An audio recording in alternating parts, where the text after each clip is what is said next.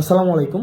আপনারা সবাই জানেন যে আওয়ামী লীগ গত দেড় দশকেরও বেশি সময় ধরে পুলিশকে যেভাবে দলীয়করণ করেছে, এই দলীয়করণের ফলশ্রুতিতে আজকে আমরা জুলাই গণঅভ্যুত্থানে পুলিশের বিতর্কিত কর্মকাণ্ডগুলো আমরা দেখতে পেয়েছি। এবং শুধুমাত্র ক্ষমতায় টিকে থাকার জন্য হাসিনা এবং আওয়ামী লীগ পুলিশকে লাঠিয়াল বাহিনী হিসেবে, পুলিশকে স্ট্রিট সোলজার্স হিসাবে রাস্তায় নামিয়ে দিয়েছে এবং ছাত্র নাগরিকের উপরে নারকীয় হত্যাকাণ্ড চালিয়েছে।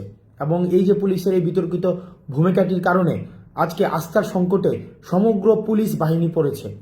এবং আপনারা আরও জানেন যে গুটি কয়েক ছাত্রলীগের যে ক্যাডারদেরকে আওয়ামী লীগ নিয়োগ দিয়েছিল পুলিশে, সেই সব ছাত্রলীগের গুটি কয়েক পুলিশ সদস্যের ব্যক্তিস্বার্থের কারণে সমগ্র পুলিশ বাহিনী কিন্তু এই আওয়ামী লীগের দলদাস হিসেবে গত দীর্ঘ দেড় দশকের বেশি সময় ধরে আওয়ামী নির্যাতন, নিপীড়ন, গুম, খুন, হত্যার সাথে জড়িত হতে বাধ্য হয়েছে। এবং আপনারা জানেন যে আমরা বারবার করে বলছি যে সমগ্র সব পুলিশ অফিসারই কিন্তু বেনজির কিংবা হারুন নয়, আমাদের সব পুলিশ অফিসার কিন্তু এমন নয়।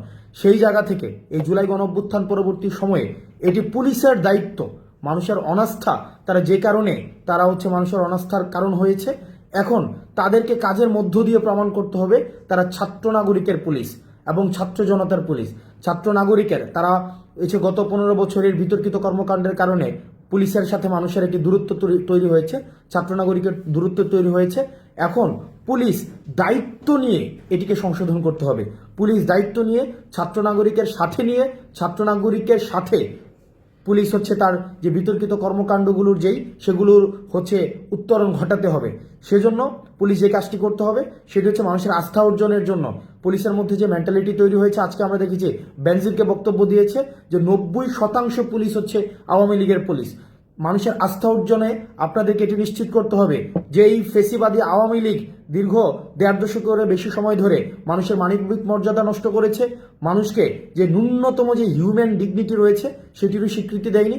সেই জায়গা থেকে আপনারা এটি নিশ্চিত করতে হবে যে আওয়ামী লীগ যে ধরনের বিচার বহির্ভূত হত্যাকাণ্ড আপনাদেরকে সাথে জড়িয়ে সেখানে আওয়ামী লীগ প্রতিষ্ঠিত করেছে, সেই জায়গায় আপনারা আওয়ামী লীগের বিচার প্রক্রিয়াতে আওয়ামী লীগকে গ্রেফতার করার মধ্য দিয়ে এবং আওয়ামী লীগকে প্রতিহত করার মধ্য দিয়ে আওয়ামী লীগকে আপনারা যদি গ্রেফতার করেন, আওয়ামী লীগের যেই আইন বহির্ভূত বিধি বহির্ভূত যে ধরনের কার্যক্রমগুলো রয়েছে সেই কার্যক্রমগুলোতে আপনারা ছাত্র নাগরিকের সাথে নিয়ে আপনারা আইন শৃঙ্খলা পরিস্থিতি স্বাভাবিক করার ক্ষেত্রে আপনারা দৃশ্যমান ভূমিকা রাখেন, তাহলেই ছাত্র নাগরিকের যেই আস্থাটি রয়েছে সেই আস্থাটি ফিরে আসবে। আমরা আবারও বলছি, আমরা পুলিশকে প্রতিহিংসার কোনো প্রতীক বানাতে চাই না।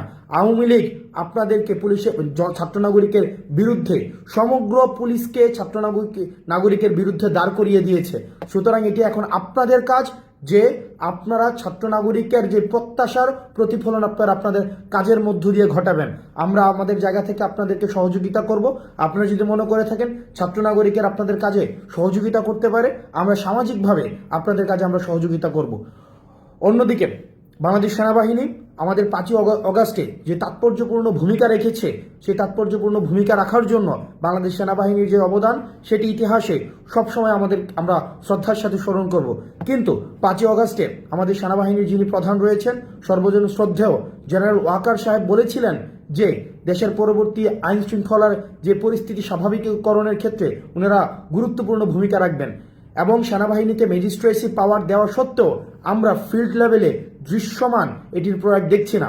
এবং আইন শৃঙ্খলার পরিণতি যদি ক্রমশ অবনতি হতে থাকে তাহলে আমরা যে ডেমোক্রেটিক ট্রান্সফরমেশনের বিষয়টি ভাবছি, ডেমোক্রেটিক ট্রান্সফরমেশনের অপেক্ষায় রয়েছি। আমরা রিফরমেশনের মধ্য দিয়ে আমাদের গণতন্ত্রের পথে যে আমরা উত্তরণের দিকে যাচ্ছি সেটি আমাদের ব্যাহত হবে। সেজন্য আমাদের সেনাবাহিনীর প্রতি আহ্বান থাকবে, প্রান্তিক পর্যায় থেকে সমগ্র বাংলাদেশে আপনাদের দৃশ্যমান আমরা পদক্ষেপ আপনাদের দেখতে চাই।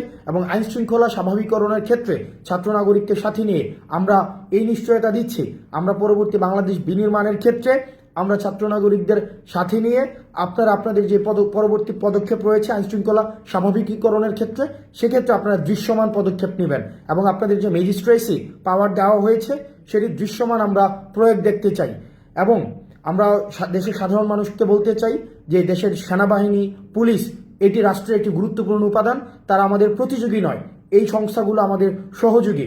এবং বিদেশি ইন্ধনে বিদেশ থেকে বা আমাদের পার্শ্ববর্তী যে দেশগুলো রয়েছে সবসময় চাইবে এই প্রতিষ্ঠানগুলো যদি দুর্বল হিসেবে প্রমাণিত করা যায়, তাহলেই আমাদের বাংলাদেশের বা আমাদের এই যে ভূখণ্ডের দখলদারিত্বের ক্ষেত্রে, আমাদের পূর্ণাঙ্গ দখলের ক্ষেত্রে আমাদের যে পার্শ্ববর্তী দেশের যেই প্রভাব তত বেশি বিস্তার করতে পারবে।